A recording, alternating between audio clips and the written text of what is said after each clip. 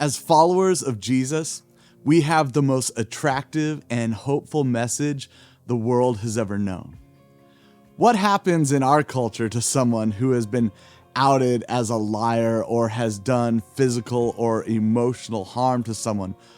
Or maybe it's that we just discover that they are actually not who we thought they were. It seems like in our age, we take pride and joy in removing people from places of influence when they fail to meet our expectations, or we just discover their faults and failures. We elevate ourselves a little bit more, like we're more just and moral than the person we just removed. Maybe you heard a while back about Maroon 5 singer and judge on The Voice, Adam Levine. He was caught sending inappropriate texts to Instagram models and influencers, all while his wife was pregnant. When it became public, you could guess what happened to Adam. Now, is what he did bad, corrupt, terrible, cringy? Yes to all of those. But was he the first person to do something so low? Of course not. But he is famous, and he got caught. What is the path forward our culture presents for someone who has been caught and revealed to be less than what we thought they were?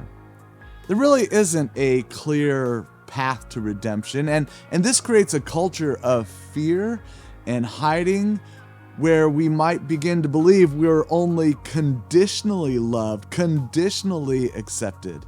This leads to this totalitarian way of living in the world where you are only part of your community as long as you can hang on to the ever-shifting moral rules and values and laws of the age. As followers of Jesus, we don't have to live in fear or hiding or worry about meeting abstract conditions to be loved. Listen to what John writes in 1 John chapter 2. He says this, "My little children, I'm writing these things to you so that you don't sin. But if you do sin, we have an advocate with the Father, Jesus Christ, the righteous one. He is God's way of dealing with our sins, not only ours, but the sins of the whole world." John writes in this tender and encouraging way to this church, not to sin, but if you do, Jesus is going to advocate for you. Or as Ron described in the message this week, Jesus is like a defense attorney. Paul, he writes this in Romans chapter 5, verse 8. "But God shows his love for us, because while we were still sinners, Christ died for us." Do we realize how countercultural of a message this is in the time and space we occupy? It saddens me when people view the church as a bunch of staunchy rule followers. How did the church get that branding anyway?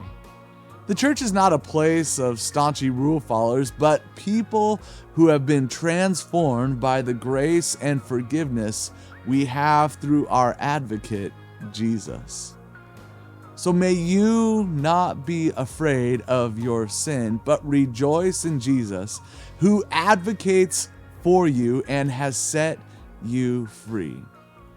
What will you do with this incredible gift?